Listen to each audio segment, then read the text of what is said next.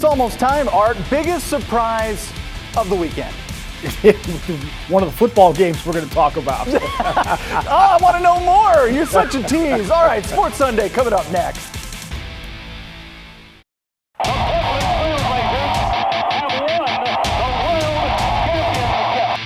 Portland is the 18th team in Major League Soccer.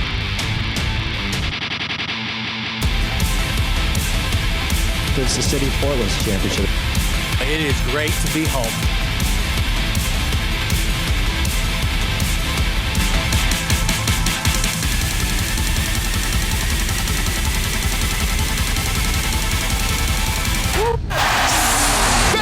Sports Sunday with Orlando Sanchez.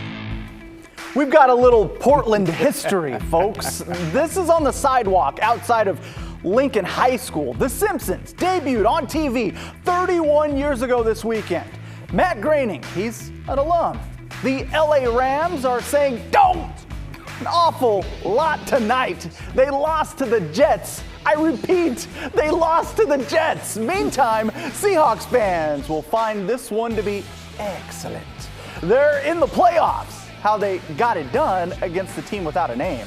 And Blazers fans don't have a cow, man. 2 losses to the Nuggets were just the preseason, but things got real starting Wednesday night. What is good, everyone? Welcome to Sports Sunday. My name is Orlando. Art Edwards got the socially distant game strong. Where you at, man?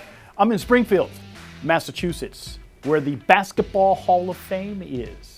I finally know where you're at for once. Yeah, I'm glad. All right, we got a lot to get to, man, so I need you in Portland at the KGW studios for a little while longer, all right, man? All right. Okay, so the matchup is set.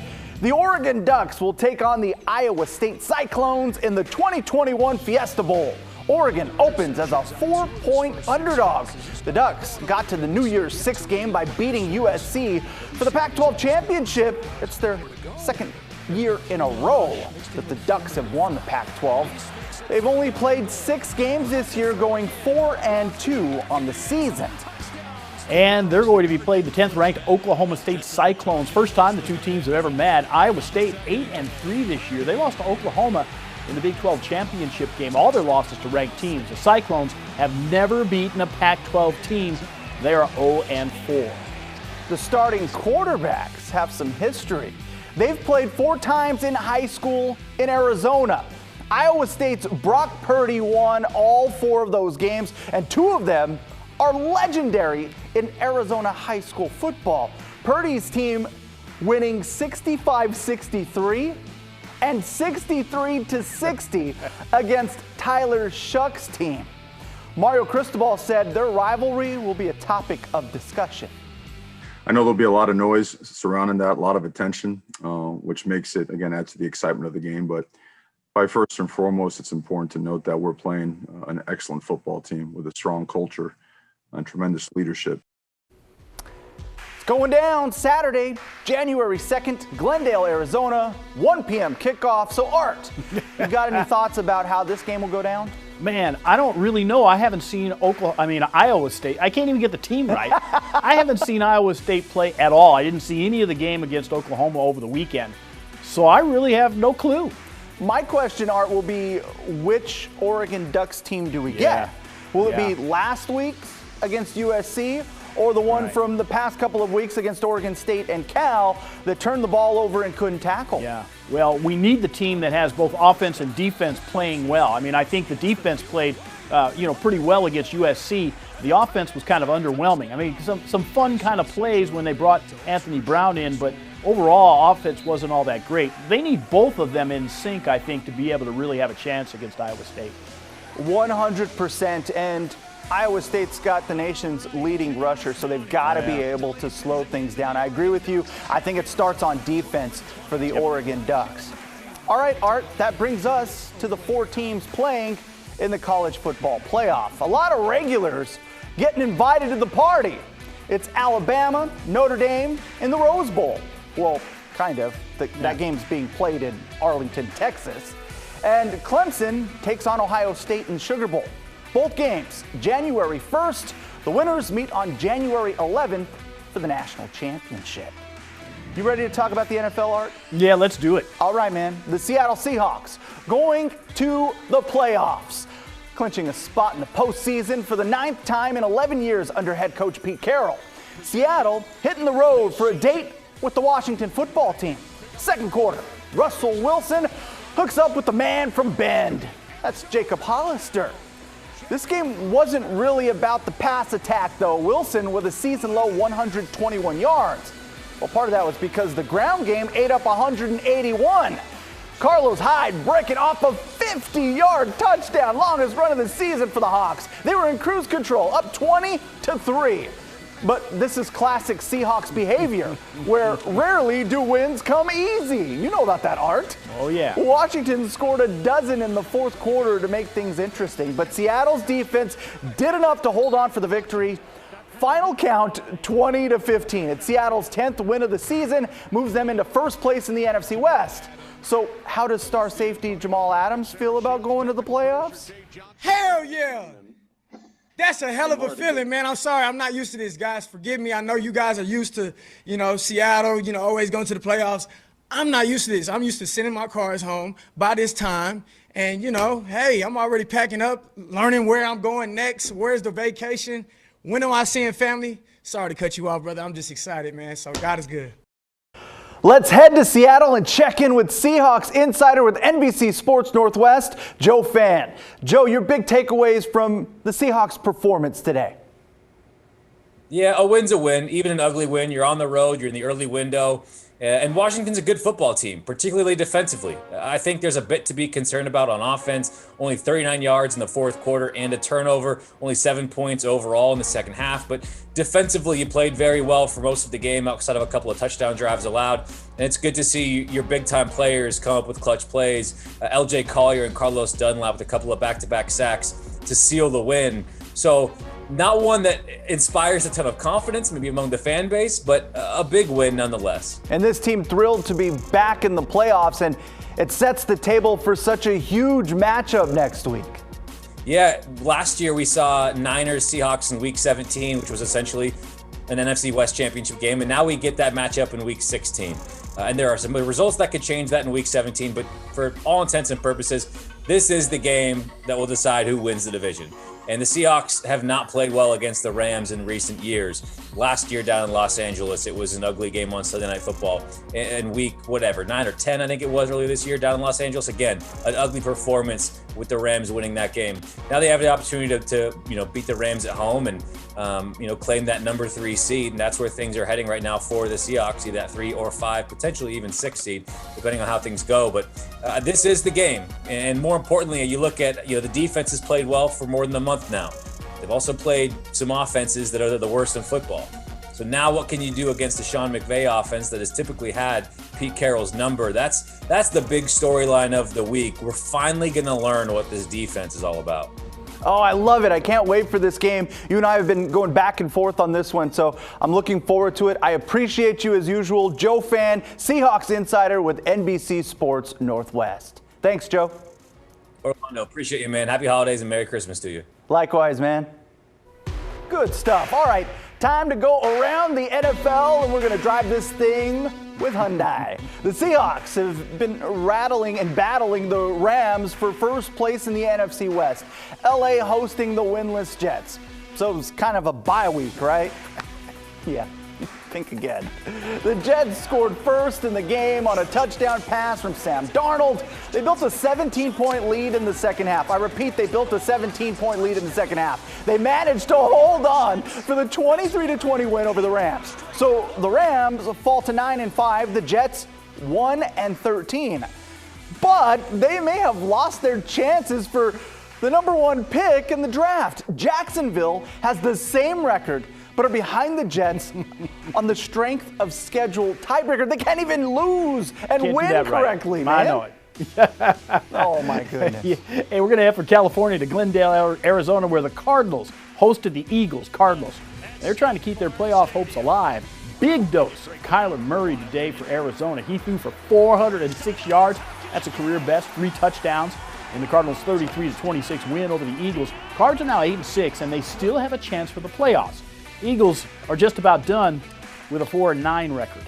They got their quarterback, man. That's right. All right, let's take a trip to the Sunshine State. We're going to Miami. AFC East battle between the Patriots and Dolphins. New England trying to keep its slim playoff hopes alive. Miami hating on that idea, relying on a steady dose of grounded pound. Tua Tagovailoa, a couple of touchdown runs. The Finns rolled up 250 yards on the ground on the way to a 22-12 win. Patriots eliminated from the playoff race for the first time in 12 years. Oh, I'm so sad. I sense some sarcasm. Hey, let's take a trip to the Big Easy for a battle between two of the NFL's best teams. Chiefs on the road against the New Orleans Saints. This was a wild one. Patrick Mahomes, you know, he does crazy stuff. Open it up, the trick bag. Oh, come on. Has him for 254 yards, 3 touchdowns. Here's another one. Chiefs extend their win streak to 9 games with a 32-29 win. Kansas City spoils Drew Brees' return from those fractured ribs and a punctured lung. Chiefs are on pace to take the AFC's top seed. New Orleans now a long shot to grab the top seed in the NFC. You ready for this, Art? I'm ready. It's time now for our heroes and zeros. The teams and players that had good weeks and those with not so good weeks. Wait, that's the Jets. Glad we updated the KGW zero template. Yeah. I think you know who that is, Art. But I do. Let's start with our heroes, all right, man? First up, Justin Herbert. He led the Chargers to an overtime win over the Las Vegas Raiders. He tied Baker Mayfield for the most TD passes by a rookie in NFL history. Herbert also had his 7th 300-yard passing game, breaking a tie with Andrew Luck for the most by a rookie.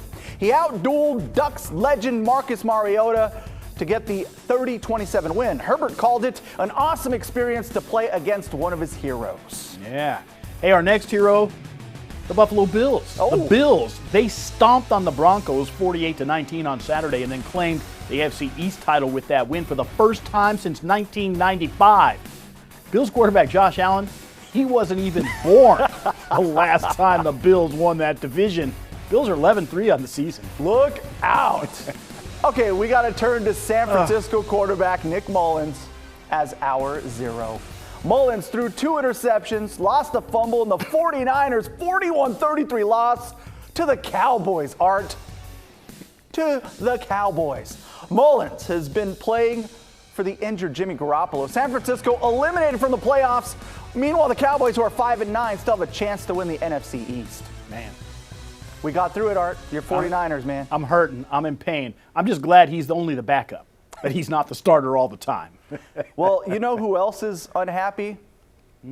Carmelo Anthony with the officials on Friday night. He's ready for the regular season, man. He got booted in a preseason game. We get you set for Wednesday night's season opener. Plus, the Beavers wrap up their regular season. We'll put a bow on Oregon State's 2020 campaign.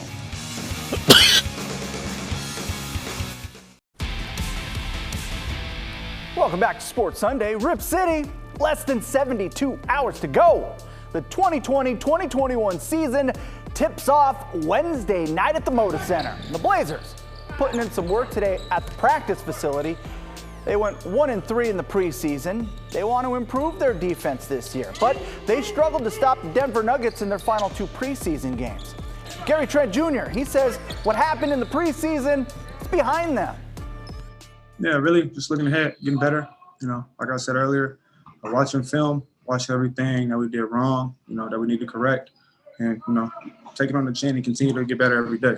So the Blazers open the regular season Wednesday night against the Jazz, tip-off 7 o'clock. So, Art, my question to you, what's your level of concern heading into the regular season? Yeah, it's pretty high right now because of the way they looked in those two games against Denver. I know Denver's good, but they couldn't stop them at all. And you know, I'm a little worried about that going in because it's so short and going into the regular season. Oh man, I thought you were going to say relax, Rip City. It's only the preseason. We're not going to know how good this team is for a while. Woo! I like where you're going with that, Art. Rip City, it's going to be all right. It's going to be all right. It will be. It will be. All right, Art, we got to talk some college football. Oh, yeah. That football season came to an end for the Oregon State Beavers last night. They were crushed by Arizona State 46-33 in Corvallis. The Beavs got out to a great start, scoring on their opening drive, but ASU answered by reeling off 26 straight points, and that was just too much to overcome. So OSU, they made costly mistakes. They gave up big plays, over 500 yards of offense.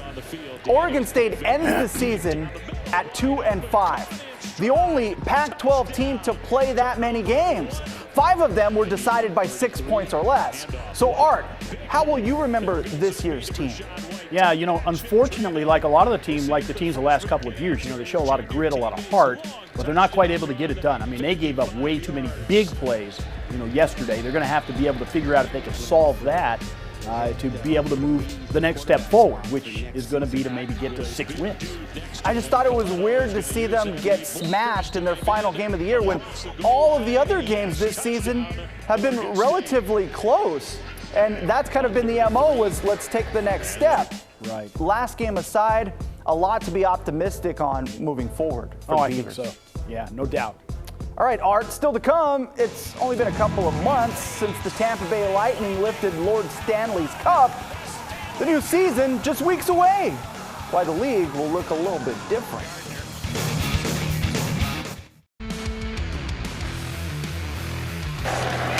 Play action, Jones to the end zone. Touchdown, Devontae Smith.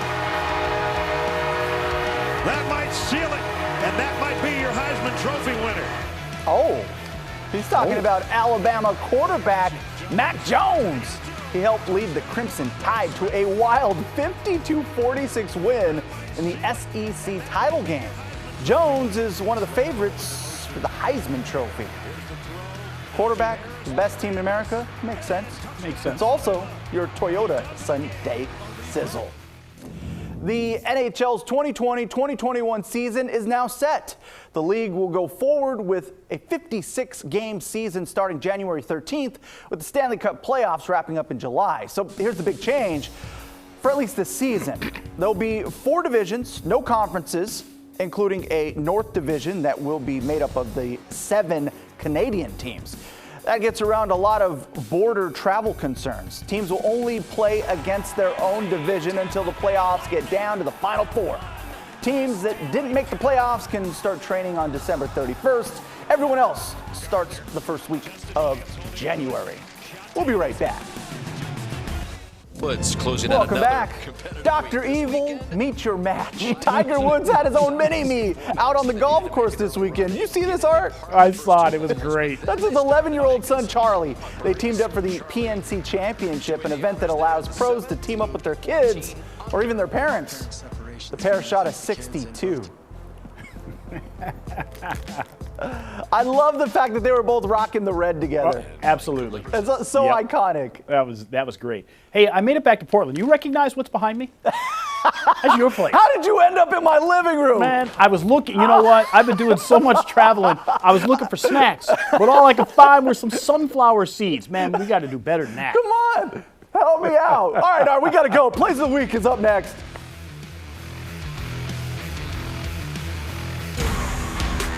Already it's go time. Lights, camera, action. Showtime.